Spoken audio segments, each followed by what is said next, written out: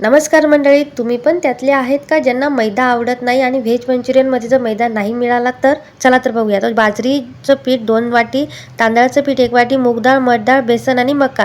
त्यानंतर हिरव्या मिरचीचं आणि लसूणचं पेस्ट करून घ्यायची, पत्ताकोबी, दुधी घ्यायचा, हळद, मीठ, हिंग, लाल तिखट, सोडा घ्यायचा.